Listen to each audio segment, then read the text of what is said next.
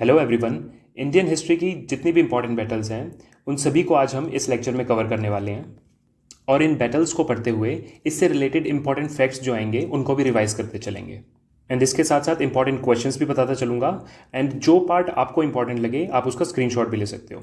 So starting with the first war, Dasarajna war, यानी कि battle of 10 Kings, 10 राजाओं का युद्ध। ये वॉर लड़ी कब गई थी? ये लड़ी गई थी 14th सेंचुरी बीसी में on the banks of Ravi river. Ravi river का वैदिक नाम क्या है? रावी रिवर का वैदिक नाम है परुष्णी रिवर। इस युद्ध की जानकारी हमें ऋग्वेद के 7वें मंडल से मिलती है एंड अगर पूछे कि ऋग्वेद में टोटल कितने मंडल होते हैं तो टोटल 10 मंडल होते हैं। 10 मंडल। देखते हैं दसराजन वॉर या दस राज्य वॉर लड़ी किसके बीच में गई थी? तो ये लड़ी गई थी आर्यन भारत ट्राइब और 10 ट्राइब की कॉन्फेडरेसी के बीच में। कई जगह पढ़ाया जाता है कि दसराजन वॉर आर्यंस और अनार्यंस के बीच में हुई थी, जबकि सच्चाई ये है कि इस बैटल में दोनों तरफ आर्यंस और दोनों तरफ अनार्यंस थे एंड ये दोनों ही ग्रुप्स अपने राज्य का विस्तार करना चाहते थे और इसी कारण ये युद्ध हुआ। आर्यन भारत ट्राइब का लीडर था सुदास एंड इसके पुरोहित थे वशिष्ठ। 10 ट्राइब्स जिसमें 5 आर्यन और 5 अनार्यन ट्राइब्स थी उसके पुरोहित थे विश्वामित्र। और दसराजन युद्ध में जीत हुई थी सुदास की। इस दसराजन युद्ध के बाद ही आर्यन ट्राइब्स ने, जो आर्यन भारत ट्राइब थी, उसने गंगा के ऊपरी मैदानों में अपना राज्य स्थापित कर लिया था। और आर्य शब्द को देखें तो ये बना है आर्य शब्द से, जिसका मतलब है नोबल। इस युद्ध के बारे में ये याद रखना कि ये परुष्णी रिवर के तट पर हुआ था और परुष्णी रिवर है आज की रावी नदी एंड रावी नदी है is a tributary of Indus river. And Indus river से एक इंपॉर्टेंट क्वेश्चन ये आता है कि इंडस वाटर ट्रीटी किसके बीच में हुई थी? इंडिया एंड पाकिस्तान के बीच में। कब हुई थी? 1960 में। एंड इसको ब्रोकर किसने किया था? Brokered by World Bank. Clear है? सो दसराज्य युद्ध से रिलेटेड ये इंपॉर्टेंट चीज़ें थी, हमें 2-3 चीज़ें याद रखनी है। फॉर एग्जांपल ये कब हुआ था, ईयर इसका, किस नदी के तट पर हुआ था और इसके बारे में हमें कौन से वेद से पता लगता है? ऋग्वेद से पता लगता है। एंड ऋग्वेद, ये भी क्वेश्चन आता है कि ऋग्वेद के कौन से मंडल में दसराज्य युद्ध का जिक्र है? तो 7वें मंडल में जिक्र है। क्लियर है? नेक्स्ट देखते हैं। Battle of Vitasta, battle of Hydaspes, battle of Jhelum. Actually ये वितस्ता और हाइडसफीस ये झेलम के ही नाम है। वितस्ता तो है इसका वैदिक name of Jhelum. Vitasta is the वैदिक नेम ऑफ झेलम एंड हाइडसफीस इसको ग्रीक बोलते थे। क्लियर है? नाउ बैटल ऑफ झेलम लड़ी गई थी इन 326 बीसी, 326 बीसी में लड़ी गई थी। किसके बीच लड़ी गई थी? अलेक्जेंडर और पोरस के बीच में लड़ी गई थी। यहाँ पोरस एक भारतीय राजा था जिसका जो राज्य था वो झेलम से लेकर ब्यास के बीच में था। यहाँ पर इसका राज्य था। किसका? पोरस का। दूसरी तरफ अलेक्जेंडर या अलेक्जेंडर थर्ड या सिकंदर, ये था मैसिडोन का राजा जो आज का ग्रीस है। अलेक्जेंडर 20 साल की उम्र में राजा बन गया था और उसका सपना था विश्व विजेता बनने का और अपने इसी सपने की वजह से उसने भारत पर आक्रमण किया। यहाँ एक चीज़ याद रखना कि झेलम के तट पर जो पोरस से लड़ाई हुई थी उसमें अलेक्जेंडर की मदद किसने की थी? तो अलेक्जेंडर की मदद की थी तक्षशिला का नरेश था, तक्षशिला का नरेश आम्बी ने अलेक्जेंडर की हेल्प की थी to defeat Porus and Porus की हार का मुख्य कारण भी तक्षशिला नरेश आम्बी ही था। यहाँ ये बात याद रखना कि पोरस की सेना ने अलेक्जेंडर की सेना को इतना डरा दिया था कि अलेक्जेंडर की सेना ने आगे युद्ध करने से ही मना कर दिया और जो ब्यास नदी है वहाँ से यू टर्न ले लिया। अलेक्जेंडर की सेना के वापस चले जाने के 2 कारण थे। पहला, जो पोरस की हाथी सेना थी, जो उसके लड़ाकू हाथी थे, हाथी सेना। और जो सेकंड रीज़न था ब्यास के इस तरफ नंदा डायनेस्टी का होना, नंदा डायनेस्टी। और उस समय नंदा डायनेस्टी का शासक था धनानंद। और धनानंद पुत्र था किसका? पद्मानंद का। और महापद्मानंद की उसका एक टाइटल है, वो याद रखना, सर्व क्षत्रियांतक।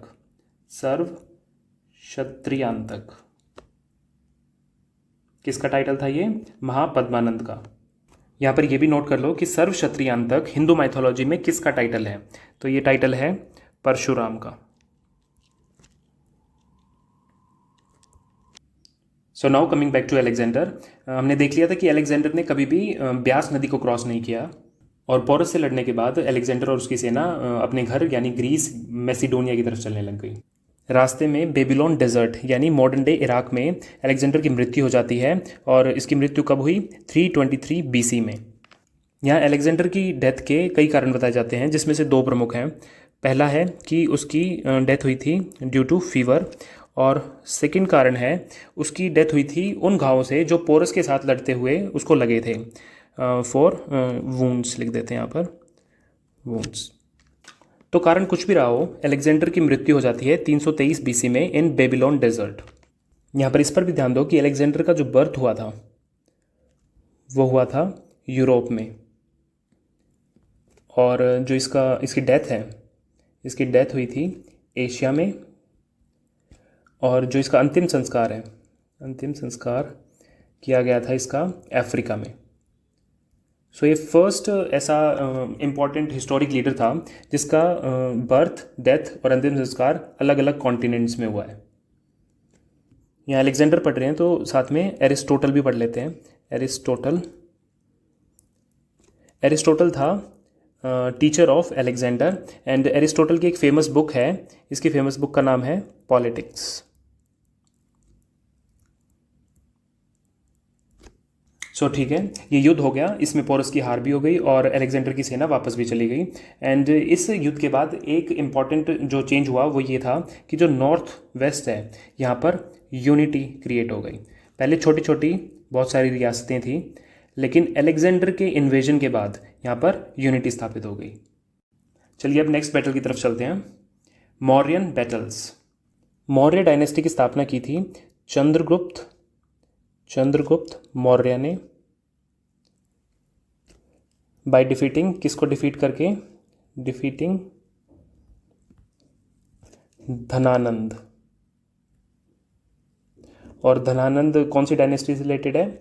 नंदा डायनेस्टी से। नंदा डायनेस्टी का last ruler Dhanananda. Now Chandragupta Maurya के समय में सेल्यूकस निकेटर ने इंडिया पर हमला किया, और इस वॉर को बोला जाता है सेल्यूसिड मौर्यन वॉर। सो सेल्यूसिड मौर्यन वॉर लड़ी गई थी चंद्रगुप्त मौर्य और किसके बीच में? सेल्यूकस निकेटर के बीच में। कब लड़ी गई थी? 305 से 303 BC के बीच में, और नियर इंडस रिवर यानी सिंधु नदी के पास में लड़ी गई थी। और इस युद्ध में जीत हुई थी चंद्रगुप्त मौर्य की, और इसके बाद मौर्यन एम्पायर पहुंच गया था हिंदू कुश पर्वत तक। यानी इस युद्ध के बाद चंद्रगुप्त मौर्य को क्या मिला था? इसको मिले थे 4 प्रांत, और वो कौन से थे? First is Kandahar, second is Kabul, third is Herat,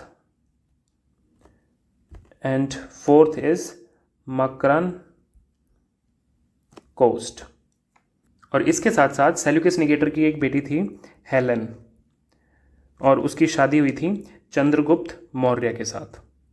सो इसको बोला जाता है first international marriage relation on record. Seleucus Nicator का एक एम्बेसडर भी चंद्रगुप्त मौर्य की कोर्ट में आया था, उसका नाम है मेगस्थनीस। ये प्रेजेंट था चंद्रगुप्त मौर्य की कोर्ट में, और चंद्रगुप्त मौर्य के शासनकाल के बारे में यानी कि मौर्य डायनेस्टी के बारे में और उस समय के इंडिया के बारे में इसकी एक बुक थी, इसने लिखी थी इंडिका। इसको ये भी कह सकते हैं कि ये था फर्स्ट एम्बेसडर टू इंडिया। सो ये तो हमने पढ़ लिया सेल्यूसिड मौर्यन वॉर। ये हुई थी चंद्रगुप्त मौर्य और सेल्यूकस निकेटर के बीच में, और इसमें जीत हुई थी चंद्रगुप्त मौर्य की। नाउ अब पढ़ते हैं कलिंग वॉर। सो कलिंग वॉर लड़ी गई थी 261 BC में। किसके बीच में लड़ी गई थी?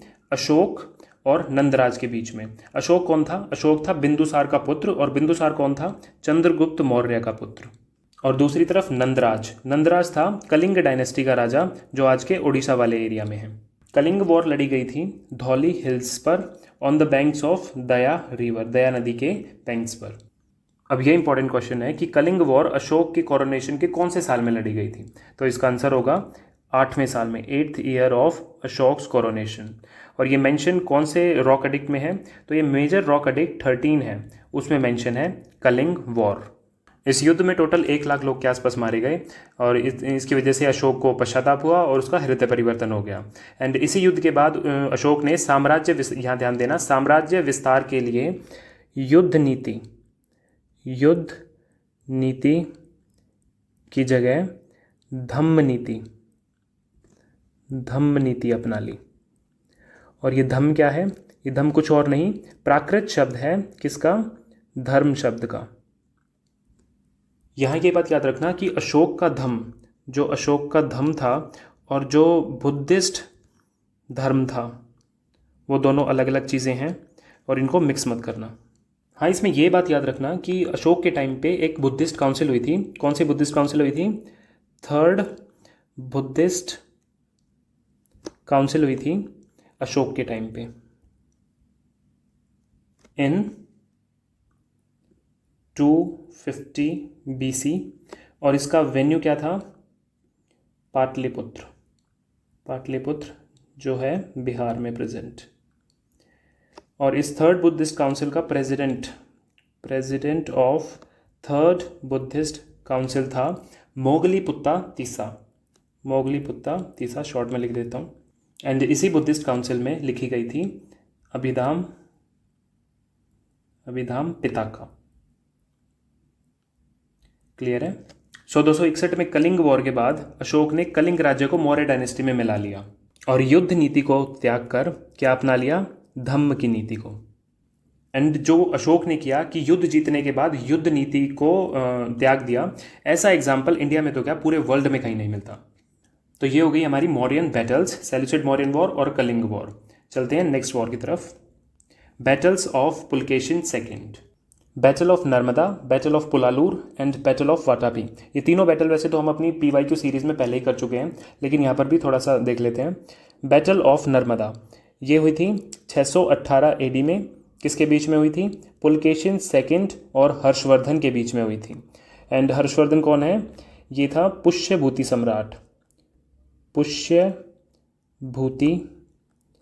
सम्राट था ये। एंड पुलकेशिन सेकंड था चालुक्य डायनेस्टी। इस युद्ध का कारण था कि दोनों ही राज्य अपनी राज्य की सीमाएं बढ़ाना चाहते थे और इसमें जीत होती है पुलकेशिन सेकंड की। एंड बैटल ऑफ नर्मदा के बाद, यानी हर्षवर्धन को हराने के बाद, पुलकेशिन सेकंड ने टाइटल लिया था दक्षिण पथेश्वर का, यानी कि Lord of the south. Basically Pulakeshin second की 2 ही डायनेस्टीज से लड़ाई थी। फर्स्ट थी पुष्यभूति डायनेस्टी, यानी कि हर्षवर्धन, और सेकंड थी पल्लव डायनेस्टी, साउथ की पल्लव डायनेस्टी। और पल्लव डायनेस्टी से इसकी लड़ाई थी किसके लिए? रायचूर दोआब के लिए। रायचूर दोआब क्या था? एक उपजाऊ क्षेत्र था। तो दोनों ही लोग इसको अपने क्षेत्र में मिलाना चाहते थे। सो फर्स्ट बैटल होती है पल्लवों के साथ, बैटल ऑफ पुलालूर। कब हुई थी? 619 AD में। किसके बीच हुई थी? पुलकेशिन सेकंड और महेंद्र वर्मन फर्स्ट के बीच में। इसमें पुलकेशिन सेकंड जीतता है और महेंद्र वर्मन फर्स्ट की मृत्यु हो जाती है। एंड ये कहाँ पर हुई थी? पुलालूर, जो है आज तमिलनाडु में। सेकंड बैटल जो चालुक्य और पल्लवों के बीच होती है वो है बैटल ऑफ वाटापी। ये हुई थी 642 ईस्वी में, यानी 642 AD में। और ये किसके बीच में हुई थी? Narasimha Varman first and Pulakeshin second के बीच में। नरसिम्हा वर्मन फर्स्ट है, ये सन हैं, बेटे हैं किसके? महेंद्र वर्मन फर्स्ट के। इस युद्ध में पुलकेशिन की मृत्यु हो जाती है, यानी कि पुलकेशिन डाइड इन 642 AD और जीत होती है नरसिम्हा वर्मन फर्स्ट की। पल्लवों की राजधानी पूछे तो कांचीपुरम और चालुक्यों की राजधानी पूछे तो बादामी। हर्षवर्धन यानी पुष्यभूति डायनेस्टी की जो राजधानी थी वो थी पहले थानेसर और बाद में इसको ट्रांसफ़र कर दिया गया था कन्नौज में। हर्षवर्धन ने 3 किताबें भी लिखी थी, रत्नावली, प्रियदर्शिका,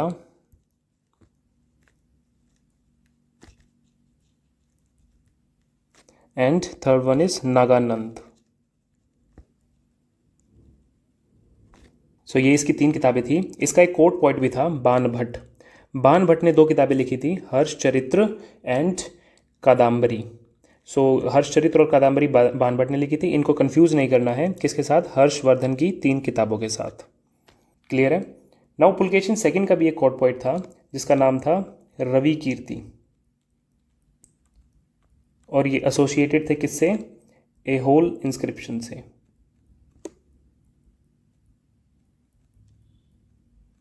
क्लियर है। अब नेक्स्ट चलते हैं, Muslim invasions in India. So first successful Muslim invasion India में हुआ था बाय मोहम्मद बिन कासिम, और इसकी जो बैटल थी उसका नाम था बैटल ऑफ रावड़। इसका ईयर था 712 एडी। इसमें डिफीट किया था सिंध रूलर दाहिर को। एंड इसकी डिफीट के बाद जो मोहम्मद बिन कासिम था उसने इशू किए थे प्योर अरेबिक कॉइन्स जिनको बोला जाता था दिरहम, और मोहम्मद कासिम था फर्स्ट अरेबिक इन्वेडर। क्लियर है। नेक्स्ट देखते हैं महमूद गजनवी। इसे बोला जाता है फर्स्ट टर्क इन्वेडर, और ये रहने वाला था गजनी का, जो आज प्रेजेंट है मॉडर्न डे अफगानिस्तान में। सो महमूद गजनी ने लड़ाई लड़ी थी battle of Peshawar in 1001 AD, और किसके साथ लड़ी थी, ये लड़ी थी जयपाल के साथ, जयपाल के साथ। और बैटल ऑफ पेशावर में जीत हुई थी महमूद गजनवी की।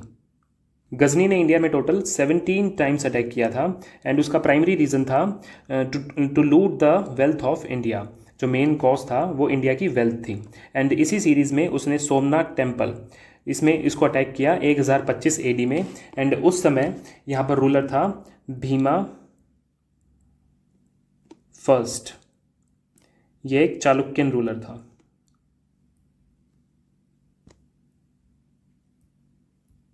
एंड जब गजनी सोमनाथ मंदिर को लूटकर वापस जा रहा था तो नॉर्थ इंडिया के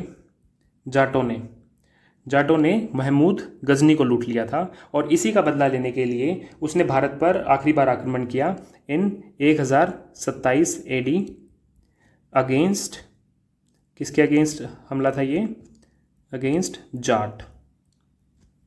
इसके बाद 1030 एडी में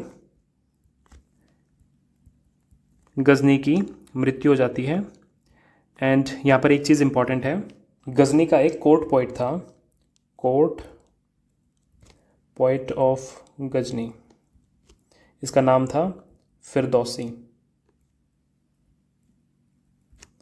एंड इसी समय एक किताब लिखी गई थी, उसका नाम था किताब अल हिंद, एंड ये किताब लिखी थी अल बरूनी ने। सो ये हो गया महमूद गजनी के बारे में। अब देखते हैं मोहम्मद गौरी। गौरी को कहा जाता है सेकेंड टर्क इन्वेडर। क्या कहा जाता है, second Turk invader in India. And ये रहने वाला था घौर का, घौर है आज मॉडर्न डे अफगानिस्तान में। एंड इसी ने इस्टेब्लिश किया था मुस्लिम रूल इन इंडिया। क्वेश्चन आए कि who establish Muslim rule in India, तो आंसर होगा मोहम्मद गौरी। इंडिया में इसके फर्स्ट अटैक की बात करें तो वो था मुल्तान पर, मुल्तान पर इसका फर्स्ट अटैक था, और ये अटैक हुआ था 1175 एडी पर। कब हुआ था, 1175 एडी में। अब आ जाओ इसके 3 इंपॉर्टेंट युद्धों के बारे में बात करते हैं। पहला तराइन का युद्ध, दूसरा तराइन का युद्ध और चंदावर का युद्ध। तराइन का पहला युद्ध हुआ था 1191 एडी में, और ये किसके बीच में हुआ था, पृथ्वीराज चौहान एंड मोहम्मद गौरी के बीच में। और इस युद्ध का कारण था, यानी कि कॉज था, मोहम्मद गौरी ने अटैक कर दिया था किस पर, इसने अटैक कर दिया था भटिंडा फोर्ट पर, भटिंडा फोर्ट पर, जो उस समय था किसके अंडर में, पृथ्वीराज चौहान के अंडर में था। सो पृथ्वीराज चौहान और मोहम्मद गौरी के बीच में हुई फर्स्ट बैटल ऑफ तराइन, और इसमें जीत होती है पृथ्वीराज चौहान की। लेकिन किसी तरह मोहम्मद जो गौरी है वो बचकर भाग जाता है। अगले ही साल मोहम्मद गौरी दोबारा लौटता है और इस बार उनके बीच में होती है सेकंड बैटल ऑफ तरेन एंड इसमें जीत होती है मोहम्मद गौरी की। और इस जीत का एक सबसे बड़ा कारण था जयचंद, जिसने पृथ्वीराज चौहान की हेल्प नहीं की और इसका खामियाजा उसको बैटल ऑफ चंदावर में भुगतना पड़ा। Now battle of Chandawar. Battle of Chandawar हुई थी 1194 एडी में। किसके बीच में? जयचंद और मोहम्मद गौरी के बीच में। कहाँ हुई थी? Firozabad near Agra UP. और विक्ट्री हुई थी इसमें मोहम्मद गौरी की। यह हम कह सकते हैं कि मोहम्मद गौरी ने इन बैटल्स के बाद कम से कम नॉर्थ इंडिया में तो मुस्लिम रूल की स्थापना कर दी थी। Muslim rule. Battle of Chandawar के बाद गौरी वापस अपने देश गौर लौट जाता है और इंडिया में अपॉइंट करता है, यानी कि नॉर्थ इंडिया में अपॉइंट करता है कुतुबुद्दीन ऐबक को। कुतुबुद्दीन ऐबक उसका गुलाम था, उसको नॉर्थ इंडिया में अपॉइंट करके और वो वापस गौर चला जाता है। एंड जो मोहम्मद गौरी है, इसकी जो मृत्यु है वो होती है 1206 में। एक जाट ट्राइब है, जाट ट्राइब खोकर, इन्होंने इसकी हत्या कर दी थी। एंड जैसे ही 1206 में गौरी की हत्या होती है, यानी उसकी डेथ होती है, तभी कुतुबुद्दीन ऐबक दिल्ली सल्तनत की नींव रखते हैं। दिल्ली सल्तनत स्टार्ट होती है फ्रॉम 1206 और इसकी पहली डायनेस्टी थी स्लेव डायनेस्टी। स्लेव डायनेस्टी, क्योंकि इसके जो पहले दोनों सुल्तान थे, फर्स्ट इज कुतुबुद्दीन ऐबक, ये था किसका स्लेव था? गौरी का। और कुतुबुद्दीन ऐबक का स्लेव था इल्तुतमिश, ये दूसरा सुल्तान बना था दिल्ली सल्तनत का। अब बात करेंगे बैटल ऑफ सारंगपुर की। Battle of Sarangpur. सारंगपुर कहाँ है? ये आज के मध्य प्रदेश में स्थित है और यहाँ पर ये लड़ाई लड़ी गई थी इन 1437। और ये किसके बीच में लड़ी गई थी? ये लड़ी गई थी मेवाड़ के राणा कुंभा और मालवा के महमूद खिलजी के बीच में। एंड इस युद्ध के बाद महमूद खिलजी को बंदी बना लिया गया था और राणा कुंभा ने बनाया था विजय स्तंभ, यानी टावर ऑफ विक्ट्री। कहाँ पर बनाया था? चित्तौड़ में। अब विजय स्तंभ की बात करें तो सबसे पहले क्वेश्चन यही आता है कि ये कहाँ स्थित है? तो ये चित्तौड़ में स्थित है, चित्तौड़गढ़ फोर्ट में स्थित है। और ये डेडिकेट है टू विष्णु गॉड। वैसे तो इसमें तीनों गॉड हैं, लेकिन विष्णु के लिए मेन है ये। और इसमें डिस्क्रिप्शन मिलता है हमें बैटल ऑफ गुजरात और बैटल ऑफ मालवा का। एंड जब बात करें इसके मेन आर्किटेक्ट की, तो इसका मेन आर्किटेक्ट था सूत्रधार जैता। मैं आपको यहाँ पर मेवाड़ के कुछ इंपॉर्टेंट किंग्स के नाम बता देता हूँ, जिससे आपको पिक्चर क्लियर हो जाएगी। राणा मोक्कल, देन राणा कुंभा, देन राणा रायमल, उसके बाद आते हैं राणा सांगा, जिन्होंने बाबर के साथ लड़ाई लड़ी थी। और राणा सांगा के बाद आते हैं राणा उदय सिंह सेकंड, और राणा उदय सिंह सेकंड के बाद आते हैं राणा प्रताप। और राणा प्रताप ने लड़ी थी battle of Haldi Ghati. Battle of Haldi Ghati लड़ी थी किसके साथ? मान सिंह के साथ। वो हम आगे पढ़ेंगे अभी। सो आई होप आपको समझ में आ गया होगा। नेक्स्ट देखते हैं बैटल्स ऑफ बाबर। सबसे पहले बाबर था कौन? ये डिसेंडेंट था फादर साइड से तिमूर का और मदर साइड से था ये चंगेज़ खान का। चंगेज़ खान का डिसेंडेंट था। ये रूलर था फरगाना का, फरगाना। और इंडिया को अटैक करने के लिए इसको इनवाइट किया था दौलत खान लोधी ने।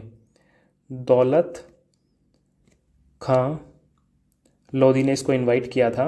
और दौलत खान लोधी कौन था? ये था गवर्नर ऑफ पंजाब।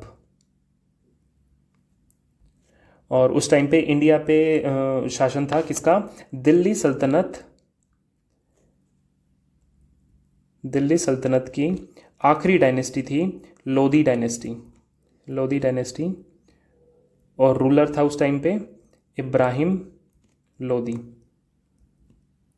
सो दौलत खान लोधी के इनविटेशन पे बाबर फाइनली भारत आ गया एंड इसने स्टार्ट की फर्स्ट बैटल ऑफ पानीपत, जो हुई 1526 एडी में। और ये हुई किसके बीच में? बाबर एंड इब्राहिम लोधी के बीच में। इसमें विक्ट्री होती है बाबर की और इसी के साथ एंड होता है दिल्ली सल्तनत का। दिल्ली सल्तनत का यहाँ पर एंड हो जाता है। और दिल्ली सल्तनत की नींव किसने रखी थी? ये रखी थी कुतुबुद्दीन ऐबक ने इन 1206 एडी। और कुतुबुद्दीन ऐबक किसका स्लेव था? अभी हमने पढ़ा था गौरी का। पानीपत के युद्ध में बाबर की जीत के दो मुख्य कारण थे। फर्स्ट था उसका तुलुगमा प्रणाली, तुलुगमा पद्धति ये एक युद्ध की प्रणाली होती है जिसमें फॉर्मेशंस बनाते हैं। और सेकंड रीज़न था यूज़ ऑफ गन पाउडर, ये कह सकते हैं large scale use of gun powder, क्योंकि बाबर के आने से पहले भी इंडिया में इस चीज़ की नॉलेज थी, लेकिन किसी बैटल में लार्ज स्केल पर सबसे पहले बाबर ने ही इसको यूज़ किया था। अब बात करते हैं बैटल ऑफ खानवा की। भारतीय इतिहास में जितनी इंपॉर्टेंट बैटल ऑफ पानीपत है उससे ज़्यादा इंपॉर्टेंट बैटल ऑफ खानवा है, क्योंकि पानीपत में लड़ा था इब्राहिम लोदी जो था दिल्ली सल्तनत का, और उस समय तक दिल्ली सल्तनत वैसे ही कमज़ोर हो गई थी, तो वो तो नाम मात्र की हार थी। जो मेन हारे थे वो थे राणा सांगा और दूसरे राजपूत राजा, क्योंकि उस समय उत्तरी भारत में सबसे इंपॉर्टेंट, सबसे जो पावरफुल थे वो राजपूत किंग्स ही थे। सो बैटल ऑफ खानवा हुई थी 1527 AD में, और ये हुई किसके बीच में थी? ये हुई थी बाबर और राणा सांगा के बीच में, जो मेवाड़ के राजपूत किंग थे। इसमें विक्ट्री हुई थी बाबर की। इसी युद्ध में बाबर ने राजपूतों के खिलाफ जिहाद का नारा दिया था और जीतने के बाद टाइटल लिया था गाजी का। नाउ बात करते हैं बैटल ऑफ चंदेरी। ये हुई थी 1528 AD में। किसके बीच में हुई थी? बाबर और मेदनी राय के बीच में। इसमें जीत हुई थी बाबर की। नेक्स्ट बैटल ऑफ घाघरा, ये हुई थी 1529 AD में between Babur and Mahmud Lodi and Bengal sultan Nusrat Shah, और इसमें विक्ट्री होती है बाबर की। इस बैटल के बारे में एक फैक्ट ये भी है कि ये मिडीवल इंडिया की फर्स्ट ऐसी वॉर है जो लैंड प्लस वाटर दोनों पे लड़ी गई थी। एक्चुअली जो घाघरा है ये प्लेस ये स्थित है जहाँ पर घाघरा और गंगा मिलती हैं, तो ये लैंड और वाटर दोनों पे लड़ी गई थी, यानी कि amphibian war, first amphibian war of medieval India. इस बैटल को जीतने के बाद बाबर वापस आगरा आ जाता है। यहाँ आकर वो बीमार पड़ जाता है एंड उसकी मृत्यु हो जाती है इन 1530। पहले वो आगरा में दफनाया गया और उसके बाद उसको दफनाया गया काबुल में। पहले दफनाया गया आगरा में, सेकंड काबुल में दफनाया गया। यहाँ पर यह भी पूछता है कि बाबर की आत्मकथा बताओ, तो बाबर की आत्मकथा थी तुजुक ए बाबरी इसकी आत्मकथा थी, और ये इसने लिखी थी टर्किश लैंग्वेज में।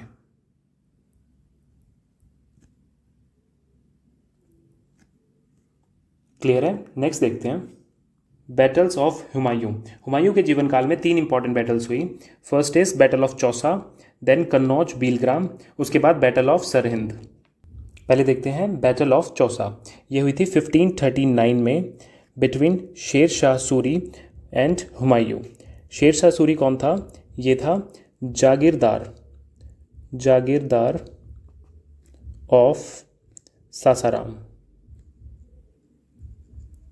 यानी कि बिहार का जागीरदार था। इनके बीच में बैटल ऑफ चौसा होती है और इसमें जीत होती है शेर शाह सूरी की। बैटल ऑफ चौसा के बाद शेर शाह सूरी को कंप्लीट कंट्रोल मिलता है ऑन बंगाल प्लस बिहार, और वो टाइटल लेता है हज़रत ए आला। हज़रत ए आला का टाइटल लिया जाता है आफ्टर बैटल ऑफ चौसा। किसके द्वारा? शेर शाह सूरी के द्वारा। अब 1 साल बाद यानी 1540 में इन दोनों के बीच में दोबारा युद्ध होता है, और इस बार ये युद्ध कहलाता है बैटल ऑफ कन्नौज या बैटल ऑफ बीलग्राम। इस युद्ध में दोबारा शेर शाह सूरी की जीत होती है और हुमायूं को इंडिया छोड़कर भागना पड़ता है, और ये जाता है सीधा ईरान के सुल्तान के पास, और ईरान के सुल्तान की मदद से ये अपनी एक आर्मी बनाने लग जाता है। अब 15 साल बाद हुमायूं दोबारा लौटता है, परंतु इस समय जो शेर शाह सूरी इसकी मृत्यु हो जाती है, और उस समय इसका सुल्तान होता है सिकंदर शाह सूरी। अब बैटल ऑफ सिरिंद होती है इन 1555 between Humayun and Sikandar Shah Suri son of Sher Shah Suri. इसमें विक्ट्री होती है हुमायूं की, और इस बैटल के बाद, बैटल ऑफ सिरिंद के बाद, हुमायूं री एस्टेब्लिश करता है मुग़ल एम्पायर को। हुमायूं ने मुग़ल एम्पायर री एस्टेब्लिश तो कर दिया, लेकिन उसकी मौत हो जाती है 1556 में। यानी कुछ ही दिनों बाद 1555 में बैटल ऑफ सेरेंदो हुई थी एंड 1556 में इसकी डेथ हो जाती है। किस वजह से? अपनी लाइब्रेरी की सीढ़ियों से गिरकर इसकी मौत हो जाती है। और इसके टॉम्ब की बात करें, हुमायूं का टॉम्ब कहाँ है? तो ये है दिल्ली में। और हुमायूं के टॉम्ब को बोला जाता है एंसेस्टर ऑफ ताजमहल। ताजमहल का पूर्वज हुमायूं टॉम्ब को बोला जाता है। और ये बनाया किसने था? टॉम्ब बनाया था हाजी बेगम ने। हाजी बेगम, ये थी wife of Humayun. Wife of Humayun कब बनाया था? 1556 में बनाया था। और हुमायूं नामा, हुमायूं नामा किसने लिखा था? ये लिखा था गुलबदन बानो बेगम ने। ये थी सिस्टर ऑफ हुमायूं। और ये कौन सी लैंग्वेज में लिखा था हुमायूं नामा? ये लिखा था पर्शियन लैंग्वेज में। ये याद रखना, ये पूछते हैं कि हुमायूं नामा किस लैंग्वेज में लिखा गया था, तो पर्शियन लैंग्वेज में लिखा गया था। क्लियर है? नेक्स्ट देखते हैं बैटल्स ऑफ अकबर। 1556 में हुमायूं की मौत के वक्त अकबर कलानौर में था। कलानौर में किसके संरक्षण में? बैरम खां के संरक्षण में। जैसे ही बैरम खां को हुमायूं की मौत का पता लगा, उसी समय उसने अकबर का राज्याभिषेक कर दिया। और इस समय अकबर था 13 साल और 4 महीने का। अकबर का राज्याभिषेक हुआ कहाँ पर? कलानौर में, at the age of 13 years 4 month. और उसके संरक्षण का नाम क्या था? बैरम खां। अब बात करते हैं बैटल्स की। सेकेंड बैटल ऑफ पानीपत, ये हुई थी 1556 में। किसके बीच? अकबर और हेमू के बीच। हेमू कौन था? ये था commander, Hindu commander of Mohammad Adil Shah. And Adil Shah कौन था? Last ruler of Suri dynasty या सूर डायनेस्टी। इसमें विक्ट्री मिलती है अकबर यानी मुगल्स को। सेकेंड बैटल ऑफ पानीपत को ऐसे भी समझ सकते हैं कि ये लास्ट वॉर थी, last war between Mughals and Afghans. इसके बाद अफगान्स बिल्कुल ही ख़त्म होते चले गए थे। एंड बात करें कि इस बैटल के बाद अकबर ने कौन सा टाइटल लिया था, तो वो टाइटल था गाजी का। अकबर ने सेकेंड बैटल ऑफ पानीपत के बाद टाइटल लिया था गाजी का।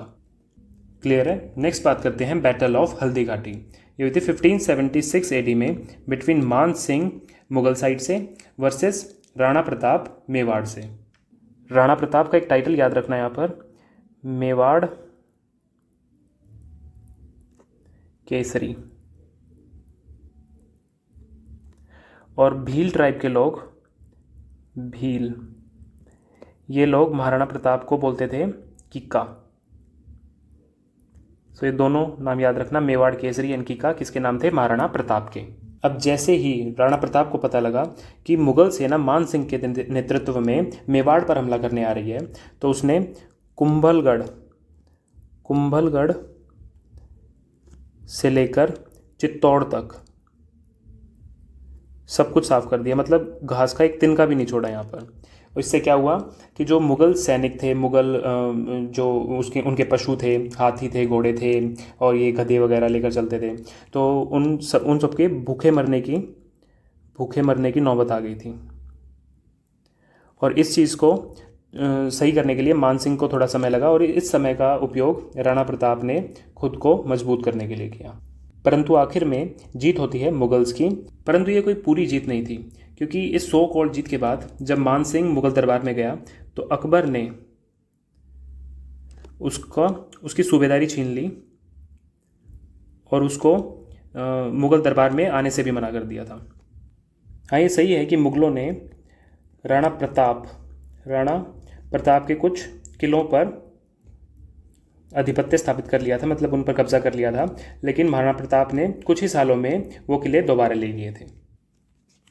ये युद्ध हुआ था हल्दी घाटी, एक माउंटेन पास है वहाँ पर, between Khamnor and Balicha village Rajasthan में।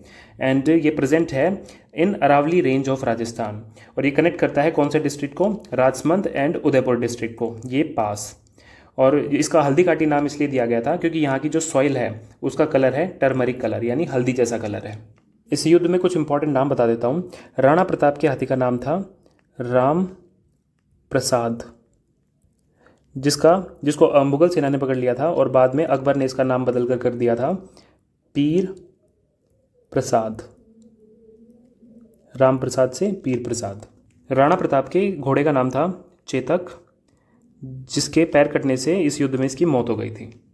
और हल्दी घाटी के युद्ध के बाद महाराणा प्रताप ने अपनाई गुरिल्ला युद्ध नीति।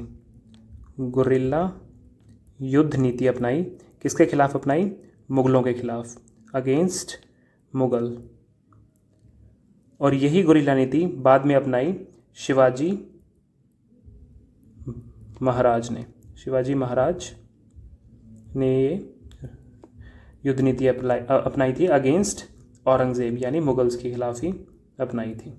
उसको आगे पढ़ेंगे हम, क्लियर है। यहाँ एक चीज़ और याद रखना कि मेवाड़ सिंगल ऐसी राजपूत रियासत थी जिसने कभी भी अकबर के सामने घुटने नहीं टेके।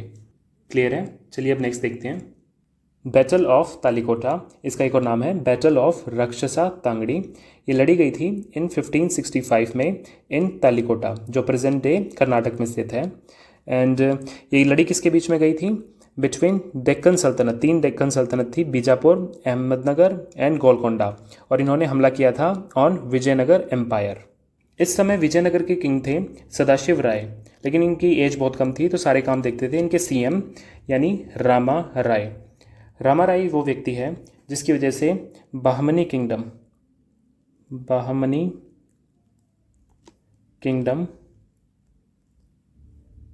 5 हिस्सों में टूट गया था। Ahmednagar, Bijapur, Bidar, Berar and Golconda. So battle of Talikota में जीत होती है दक्कन सल्तनत की, यानी बीजापुर, गोलकोंडा एंड अहमदनगर। और इस बैटल के बाद रामा राय को एग्जीक्यूट यानी मार दिया जाता है और विजयनगर को कंप्लीटली डिस्ट्रॉय कर दिया जाता है। आज प्रेजेंट डे में इसके र्यून्स हमें मिलते हैं हम्पी में। और सबसे पहले विजयनगर की र्यून्स ऑफ विजयनगर को सबसे पहले डिस्कवर किया था किसने, कॉलिन मैकेंजी ने। कौन से साल में, 1800 में। साल भी पूछता है और किसने डिस्कवर किया था ये भी पूछता है, और आज इसके र्यून्स कहाँ मिलते हैं ये भी पूछा जाता है। क्लियर है। नेक्स्ट देखते हैं बैटल्स फॉर द थ्रोन। ये 5 लड़ाई बहादुरपुर, धर्मठ, सामूगढ़, खजुआ, दियोराई, ये सारी इसीलिए लड़ी गई थी ये डिसाइड करने के लिए कि शाहजहां के बाद मुगल सम्राट कौन बनेगा, मुराद बख्श, औरंगज़ेब, शाह शुजा या दारा शिकोह। देखिए 1658 के आसपास शाहजहां बीमार हो गया था और यहाँ तक कि उसकी मृत्यु की खबरें भी जाने लगी थी कि शाहजहां की मृत्यु हो गई। और उस समय शाहजहां के 4 पुत्र जीवित थे, दारा शिकोह, शाह शुजा, औरंगज़ेब एंड मुराद बख्श। सबसे बड़ा बेटा दारा शिकोह उस समय आगरा में ही मौजूद था विद शाहजहां। उससे छोटा बेटा शुजा उस समय बंगाल का सूबेदार था। औरंगज़ेब उस समय दक्कन में था, दक्कन का सूबेदार था। और मुराद बख्श उस समय गुजरात का सूबेदार था। अब देखिए औरंगज़ेब के नेतृत्व में दारा शिकोह के खिलाफ इन तीनों की एक टीम बन गई। इन दोनों के बीच में तो मैरिज रिलेशन ही थे, मैरिज रिलेशन यानी इनके बच्चों में मैरिज रिलेशन थे। और मुराद को औरंगज़ेब ने ये कहा था कि जैसे ही वो दारा शिकोह को हरा देगा औरंगज़ेब मक्का चला जाएगा और हिंदुस्तान का सारा राज्य मुराद को मिल जाएगा।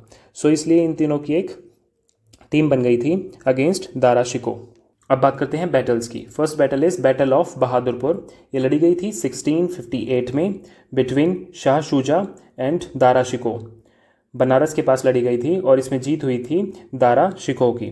हारने के बाद शाह शुजा बंगाल की तरफ भाग गया था और इसका पीछा किया था शाही सेना ने, यानी दारा और शाहजहां की कंबाइंड सेना थी, इसने शाह शुजा का पीछा किया था। नेक्स्ट बैटल है बैटल ऑफ धर्मट। ये लड़ी गई थी 1658 में, जिसमें एक तरफ थे औरंगज़ेब और मुराद और दूसरी तरफ थे दारा शिको। ये लड़ी गई थी नियर उज्जैन और इसमें जीत हुई थी औरंगज़ेब प्लस मुराद की।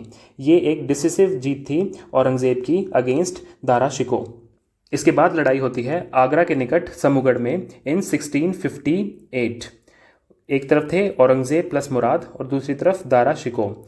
इसमें भी जीत होती है औरंगज़ेब और मुराद की। सामूगढ़ की लड़ाई हारने के बाद दारा शिको आगरा छोड़ के लाहौर भाग जाता है और औरंगज़ेब आगरा पर कब्ज़ा कर लेता है और जो शाहजहाँ था उसको कैप्चर कर लेता है। शाहजहाँ को कैप्चर कर लेता है। अब देखिए दारा शिको आगरा की तरफ भाग रहा है और जो आगरा में औरंगज़ेब है वो डिसाइड करता है कि वो दारा शिको का पीछा करेगा। लेकिन इतने में ही जो फर्स्ट बैटल ऑफ बहादुरपुर हुई थी वहाँ ध्यान दीजिए कि शाह शुजा बंगाल की तरफ भागा था, तो वो ये डिसाइड करता है कि वो आगरा को कब्जा लेगा। सो इसलिए औरंगज़ेब को लौट कर वापस आना पड़ता है और उनके बीच में होती है बैटल ऑफ खजुआ इन 1658। और ये किसके बीच में होती है? औरंगज़ेब और शाह शुजा के बीच में। इसमें विक्ट्री होती है औरंगज़ेब की। क्लियर है। अब लास्ट में देखते हैं बैटल ऑफ दियोराई जी। ये हुई थी 1659 में बिटवीन औरंगज़ेब एंड दारा शिको। इसमें कंप्लीट जीत होती है औरंगज़ेब की और वो दारा शिको को प्रिजन में डाल देता है, प्रिजन में बंदी बना लेता है एंड थोड़े दिन बाद उसकी हत्या करवा देता है। सो इन 5 बैटल्स के बाद ये डिसाइड होता है कि शाहजहाँ के बाद मुग़ल सम्राट बनेगा औरंगज़ेब। एंड औरंगज़ेब का टाइटल था, इसका टाइटल था आलमगीर। क्लियर है। नेक्स्ट देखते हैं बैटल्स ऑफ शिवाजी।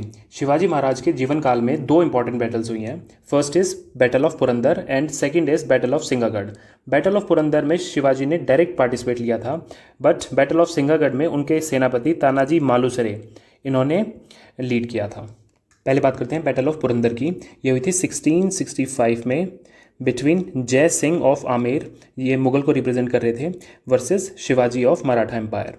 और इस युद्ध में शिवाजी की हार हुई थी और इसके बाद हुई थी ट्रीटी ऑफ पुरंदर इन 1665। इस ट्रीटी में सिर्फ शिवाजी के पास 12 फोर्ट रह गए थे, बाकी सब मुग़ल सेना के पास चले गए थे। एंड मुग़ल रूलर था उस टाइम पे औरंगज़ेब। अब बात करते हैं बैटल ऑफ सिंगागढ़ या बैटल ऑफ कोंढाणा की। ये लड़ी गई थी 1670 में। किसके बीच में? तानाजी मालुसरे मराठा की तरफ से और उदयभान राठौर मुग़ल की तरफ से। इसमें एक फेमस मॉनिटर लिजर्ड थी जिसकी हेल्प से तानाजी मालुसरे फोर्ट के ऊपर चढ़े थे, उसका नाम था यशवंती। एंड इसका रिजल्ट ये हुआ कि मराठाओं ने कोंढाणा फोर्ट को कैप्चर कर लिया और शिवाजी ने बिकॉज तानाजी मालुसरे की इसमें डेथ हो गई थी तो शिवाजी ने इस फोर्ट का नाम कोंढाणा से बदल के सिंगागढ़ फोर्ट कर दिया। यहाँ पर अफजल खां की बात भी कर लेते हैं। अफजल खां ये बीजापुर का इसको कह सकते हैं हम कमांडर या सेनापति था। किसका? बीजापुर का। और ये मारना चाहता था, शिवाजी महाराज को मारना चाहता था। सो बेसिकली अफजल खां की ये प्लानिंग थी कि शिवाजी महाराज से मिलते वक्त वो उनकी हत्या कर देगा। लेकिन और इनका मिलना हुआ था 1659 में। लेकिन इससे पहले अफजल खां कुछ करता, शिवाजी महाराज ने ही बगनक, ये बाघ के पंजे जैसा कुछ होता है, इससे अफजल खां की हत्या कर दी थी। क्लियर है। नेक्स्ट देखते हैं बैटल ऑफ करनाल। ये हुई थी 1739 में। किसके बीच में? नादिर शाह, ये पर्शियन एम्परर था, वर्सेस मोहम्मद शाह उर्फ रंगीला ऑफ मुग़ल एम्पायर। यहाँ नादिर शाह का एक टाइटल याद रखना, ईरान का नेपोलियन। इसे ईरान का नेपोलियन भी कहा जाता है। किसे? नादिर शाह को। नादिर शाह ने बैटल ऑफ करनाल में मोहम्मद शाह को हराने के बाद दिल्ली में लूटपाट कर दी और इस दौरान लगभग 20,000 लोग मारे गए on the streets of Delhi.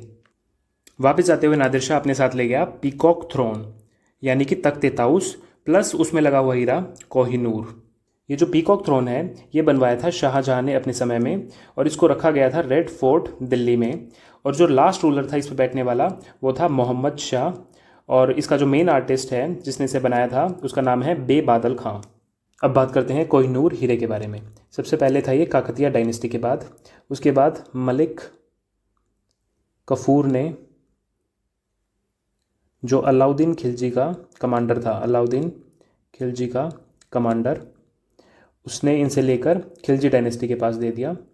और खिलजी डायनेस्टी से बाद आया ये हुमायूं मुगल्स के पास, और मुगल्स के पास रहा ये रंगीला तक, यानी 1739 तक, जब तक नादिर शाह इसे ले नहीं गया।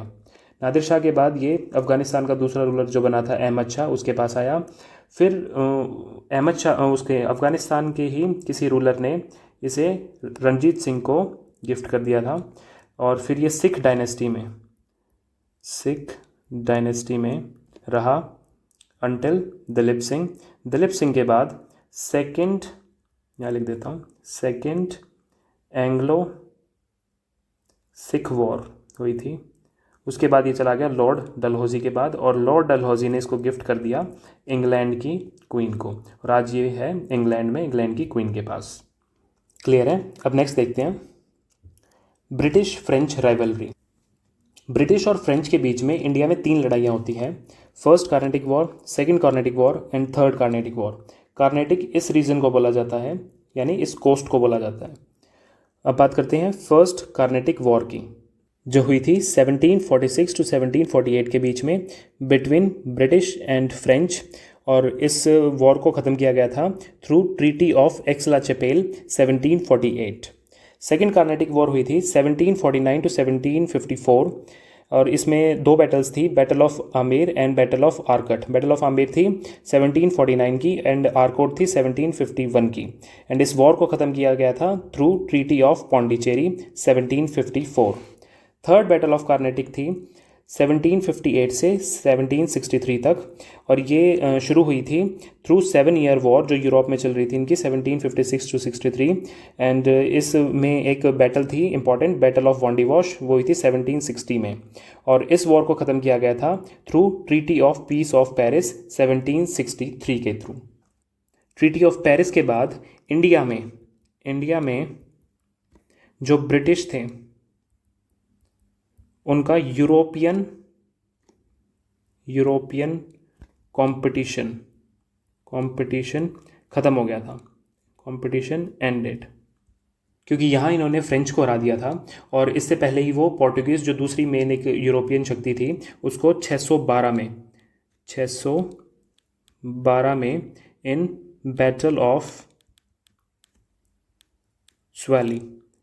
ऑफ स्वैली में ये पहले ही हरा चुके थे। किसको? पोर्टुगीज़ को। सो क्लियर है? नेक्स्ट देखते हैं foundation of British rule in India. इसमें 3 बैटल्स आती हैं जो रिस्पॉन्सिबल थी किसके लिए? भारत में ब्रिटिश रूल के लिए। First is battle of Plassey, ये हुई थी 1757 में बिटवीन रॉबर्ट क्लाइव, जो ब्रिटिश का नेतृत्व कर रहे थे, वर्सेस सिराजुद्दौला, जो बंगाल के नवाब थे। इसमें ट्रेटर था मीर जाफ़र, इसने रॉबर्ट क्लाइव का साथ दे दिया था, इसलिए सिराजुद्दौला यानी बंगाल की हार हो गई थी। और इसके जो मेन कॉज थे वो थे, इमीडिएट कॉज वो थे Black Hole tragedy, asylum to Krishnadas, fortification of जो ये 3 उनको विलेज दिए थे, एंड प्राइवेट ट्रेड बाय जो ब्रिटिश ऑफिसर्स थे। एंड इसमें जीत हुई थी ब्रिटिशर्स की। नाउ अगर क्वेश्चन आता है कि ब्रिटिश रूल की इंडिया में नींव कब रखी गई, तो वो रखी गई बैटल ऑफ प्लासी के थ्रू। नेक्स्ट देखते हैं थर्ड बैटल ऑफ पानीपत, ये हुई थी 1761 में बिटवीन अहमद शाह अब्दाली एंड मराठा। और अब्दाली ने टोटल 5 टाइम इंडिया पे अटैक किया था, कहीं कहीं ये 7 लिखा हुआ है तो ये क्लियर कर लेना। एंड अब्दाली ने अटैक क्यों किया था?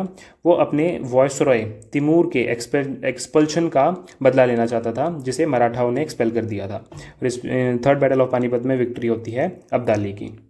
नेक्स्ट बैटल है बैटल ऑफ बक्सर, ये हुई थी 1764 में बिटवीन जो ब्रिटिश थे उसको लीड कर रहा था Hector Munro versus Mir Qasim Shujauddaula, ये अवध का नवाब था, एंड शाह आलम सेकंड, ये मुगल रूलर था। इस युद्ध में जीतता है हेक्टर मुनरो। और इसके बाद होती है ट्रीटी ऑफ इलाहाबाद इन 1765, ये डेट याद रखना। और इसके बाद स्टार्ट होती है डुअल गवर्नमेंट बंगाल में, जिसे वॉरेन हेस्टिंग एबॉलिश करता है इन 1772। और जो फर्स्ट मुगल रूलर है टू अवेल पेंशन वो है शाह आलम सेकंड, अंग्रेज़ों की पेंशन लेने वाला प्रथम मुगल सम्राट, ये था शाह आलम सेकंड। नेक्स्ट देखते हैं। इससे पहले मैं ये बता दूं कि इनको मैंने साथ में क्यों रखा है, क्योंकि battle of Plassey, battle of Panipat और बैटल ऑफ बक्सर, इन तीनों की वजह से सबसे ज़्यादा जो फ़ायदा हुआ है वो हुआ है ब्रिटिशर्स को। इसलिए मैंने इनको एक ही साथ रखा है ताकि ये बता सकूं कि foundation of British rule in India कैसे मजबूत हुई। नेक्स्ट देखते हैं। एंग्लो मैसूर राइवलरी, अंग्रेज़ों और मैसूर रियासत के बीच में टोटल 4 वॉर लड़ी गई। पहली वॉर थी फर्स्ट एंग्लो मैसूर वॉर, जो लड़ी गई 1767 टू 1769। किसके बीच में? ब्रिटिश और मैसूर। और इसमें जनरल स्मिथ इधर से लीड कर रहे थे, उधर हैदर अली थे। एंड इसमें जीत होती है हैदर अली की, और ट्रीटी होती है treaty of Mangalore 1769। Second Anglo Mysore war होती है 1780 टू 84 के बीच में।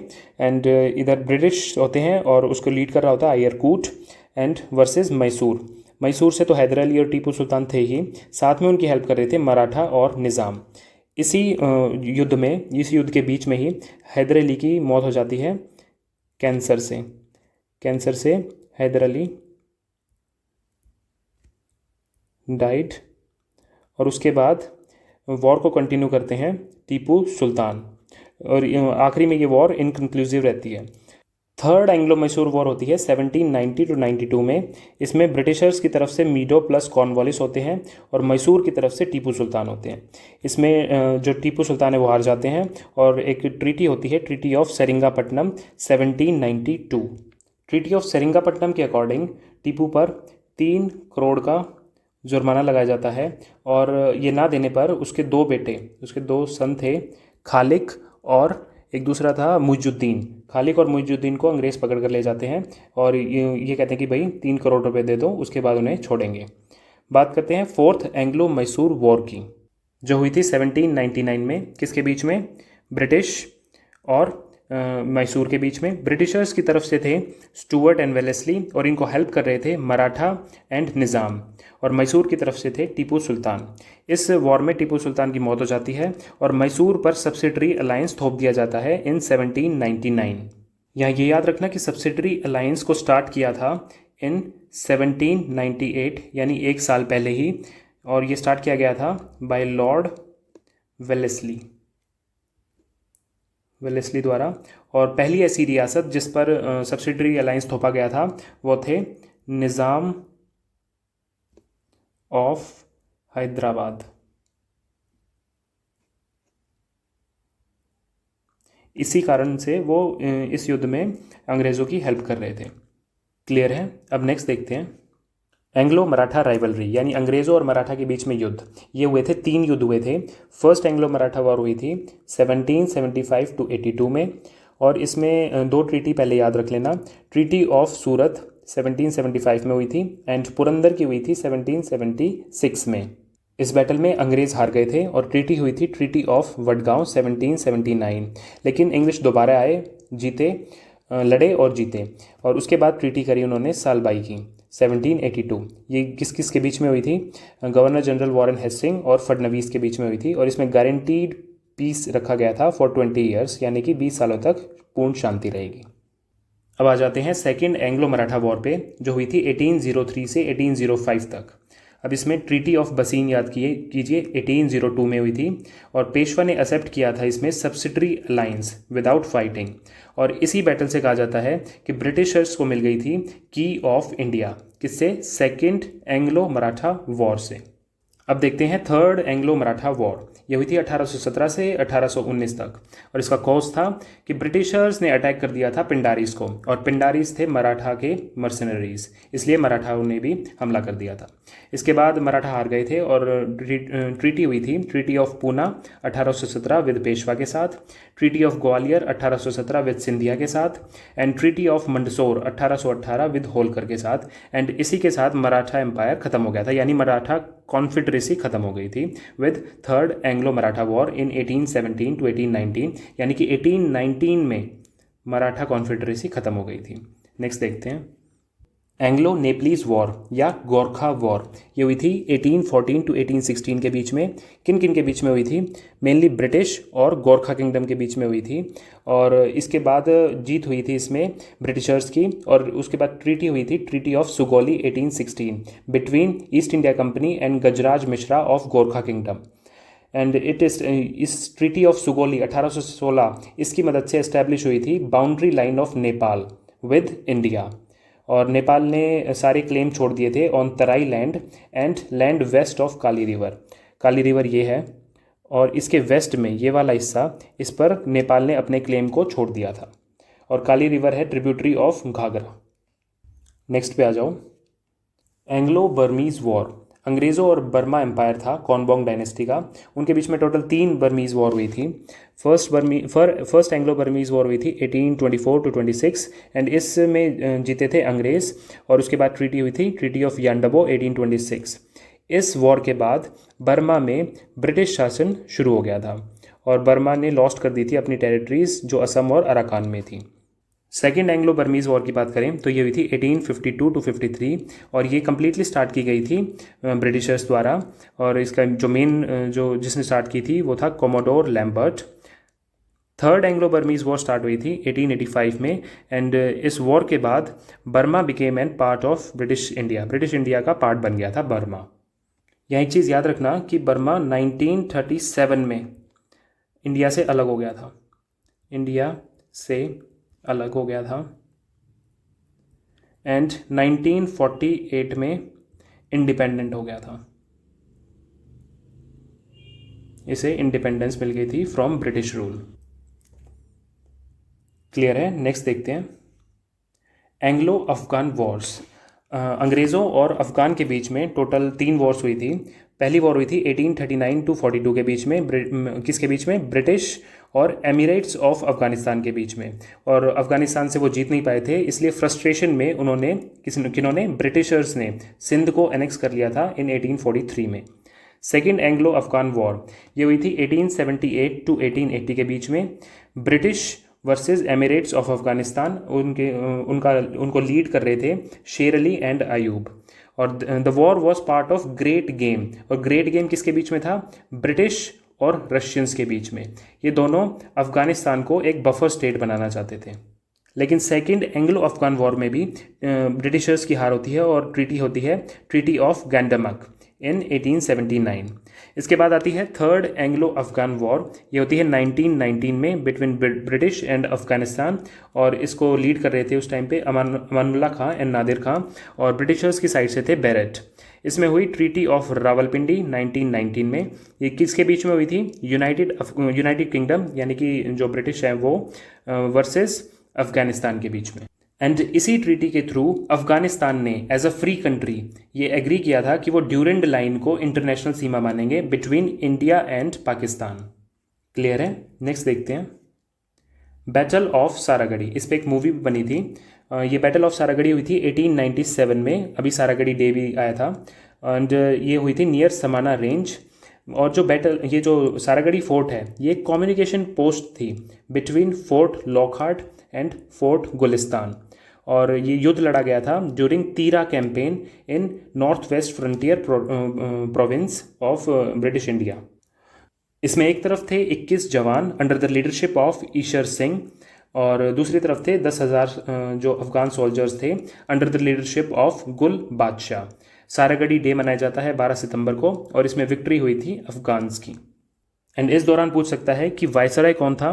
तो विक्टर ब्रूस था, और उस समय कैलकटा होती थी इंडिया की कैपिटल। क्लियर है? नेक्स्ट देखते हैं, एंग्लो सिख वॉर। सो ब्रिटिशर्स और सिखों के बीच में टोटल 2 एंग्लो सिख वॉर हुई थी। फर्स्ट हुई थी 1845 टू 1846 में, और इसका कोज था कि सिखों ने सतलुज को क्रॉस कर दिया था। और जबकि ट्रीटी ऑफ अमृतसर 1809 में ये तय किया गया था कि सतलुज से इधर ब्रिटिश रहेंगे और इधर सिख रहेंगे, और ये दोनों क्रॉस नहीं करेंगे। ब्रिटिशर्स की तरफ से हुक गॉफ लड़ रहे थे और सिख एम्पायर की तरफ से दलीप सिंह लड़ रहे थे, और इसमें जीत होती है ब्रिटिशर्स की। एंड इसके बाद होती है ट्रीटी ऑफ लाहौर 1846 में। इसमें तय किया जाता है कि 1 करोड़ रुपए देंगे सिख ब्रिटिशर्स को, और जो कि दिए नहीं गए थे, और इसकी वजह से ब्रिटिशर्स ने जम्मू एंड कश्मीर को बेच दिया गुलाब सिंह को फॉर ओनली 75 लाख रुपीज़। अब आ जाओ सेकेंड एंग्लो सिख वॉर पर, जो हुई थी 1848 टू 1849 में। किसके बीच में हुई थी? हुकगॉफ एंड शेर सिंह अचारीवाला प्लस मूलराज चोपड़ा एक तरफ थे, और हुकगॉफ ब्रिटिशर्स को लीड कर रहे थे। उस समय के जो गवर्नर जनरल थे डलहौजी, वो खुद आए थे पंजाब और इसको एनेक्स किया था, और इसी कारण हो गया था सिख एम्पायर का एंड। तो ये बोल सकते हैं कि Sikh empire ended in 1849। Clear है? एंड ये पूछता तो नहीं है, लेकिन फिर भी याद कर लेना कि John Lawrence first chief commissioner of Punjab थे। क्लियर है? नेक्स्ट देखते हैं।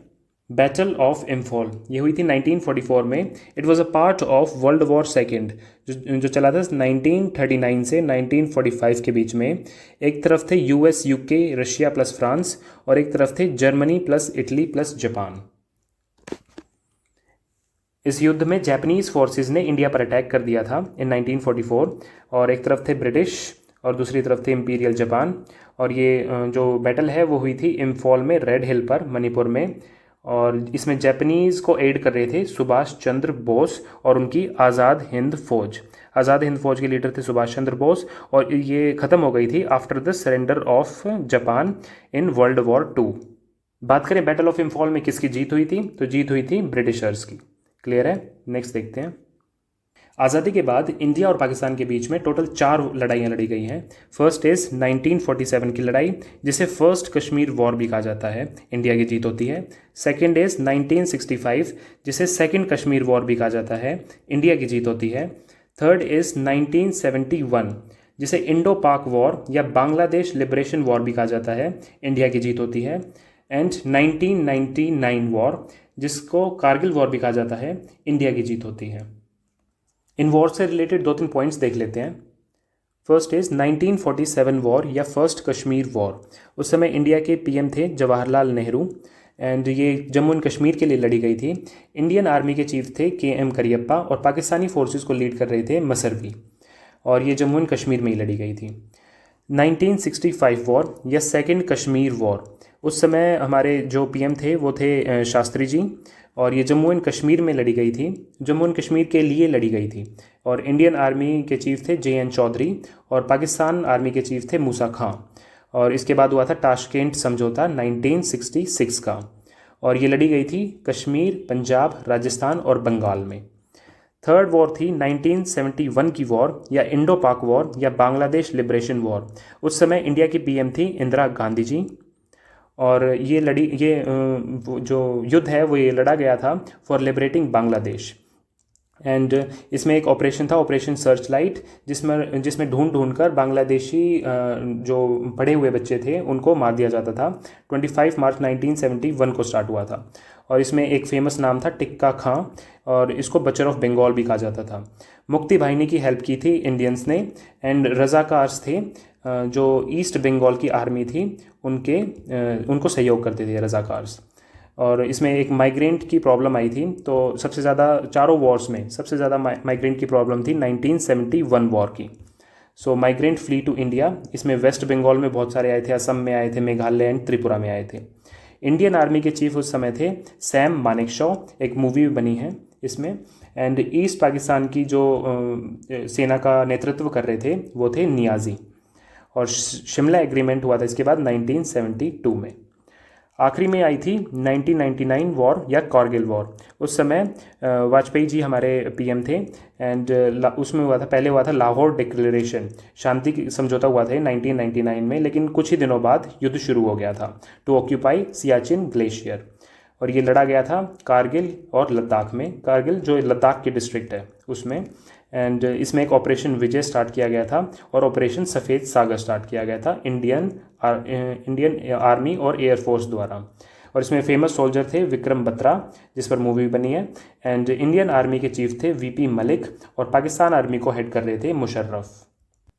क्लियर है। अब इंडिया और चाइना की 1962 वॉर के बारे में पढ़ते हैं। इंडिया चाइना वॉर ऑफ 1962 ये लड़ी गई थी अक्टूबर नवंबर 1962 में, और ये लद्दाख और अरुणाचल प्रदेश, लद्दाख येरा अरुणाचल प्रदेश येरा, इन दोनों जगहों पर लड़ी गई थी। और सीज़ फायर अनाउंस किया था चाइना ने ही हमला किया था पहले, और चाइना ने ही सीज़ फायर की अनाउंसमेंट की थी ऑन 20 नवंबर 1961। चाइनीज़ लीडर उस समय थे माओ जेडोंग, और इंडियन पीएम थे जवाहरलाल नेहरू, और यूएस प्रेसिडेंट थे कैनेडी। वॉर जो ये युद्ध था ये स्टार्ट क्यों हुआ था, इसके 4 कारण हैं। बाउंड्री डिस्प्यूट, इंडिया ने शेल्टर दिया था दलाई लामा को 1959 में, वो भी एक कारण था। चाइनाज़ इंटरनल स्ट्रगल, जो ग्रेट लीप फॉरवर्ड था माओ जेडोंग का, वो फेल हो गया था, तो चाइना को कहीं और ध्यान भटकाना था, तो इसलिए उन्होंने अटैक कर दिया। और एक इंडियाज़ फॉरवर्ड पॉलिसी, इंडिया अपने बॉर्डर्स को सिक्योर करने के लिए पोस्ट बना रहा था, तो ये भी एक कारण बताया जाता है। और वॉर एंड क्यों हुई थी, क्योंकि चाइनीज़ की सप्लाई लाइंस एग्जॉस्ट हो गई थी, इंटरनेशनल उस पर प्रेशर भी आ गया था, और ग्लोबल इमेज को धक्का लगा था चाइना की को। और इसमें पंचशील एग्रीमेंट 1954 में मेन है कि इसको याद रखना, इसमें सवाल पूछ लेते हैं कई बार कि पंचशील एग्रीमेंट कब साइन हुआ था, तो 1954 में साइन हुआ था बिटवीन इंडिया एंड चाइना। और इसका ये कौन कौन से लीडर्स के बीच में साइन हुआ था, जवाहरलाल नेहरू एंड जोउ एनलाई। एक बैटल छूट गई थी, battle of Saraighat, battle of Saraighat ये छूट गई थी, और ये हुई थी असम में, ब्रह्मपुत्र नदी है उस पर हुई थी, between Mughals and Ahom kingdom. Ahom kingdom, इसमें जीते थे अहोम किंगडम वाले, और ये बैटल हुई थी 1671 में।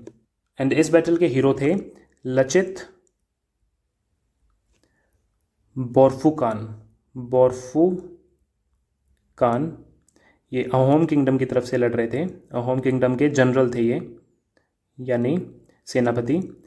एंड इनका एक स्टैचू भी बना हुआ है, ब्रॉन्ज स्टैचू, जिसको बोलते हैं Statue of Valour. Statue of Valour, ये क्वेश्चन भी पूछ सकते हैं, जैसे स्टैचू ऑफ यूनिटी पे क्वेश्चन आता है, इसलिए ऐसे ही स्टैचू ऑफ वेलोर पे। और ये 125 फीट की है इनकी प्रतिमा, और असम में है ये। और ये बनाई किसने है, राम जी वी सुतर ने बनाई है, और इन्होंने ही बनाया था स्टैचू ऑफ यूनिटी, और इसकी हाइट है 597 फीट। और ये इंडिया ही नहीं, इंडिया प्लस वर्ल्ड दोनों में सबसे टॉलेस्ट स्टैचू है टिल नाउ। क्लियर है। विद दिस ये बैटल्स का लेक्चर कंप्लीट होता है, एंड आई होप आपके सारे क्वेश्चंस कवर हो गए होंगे। See you in the next video. Thank you.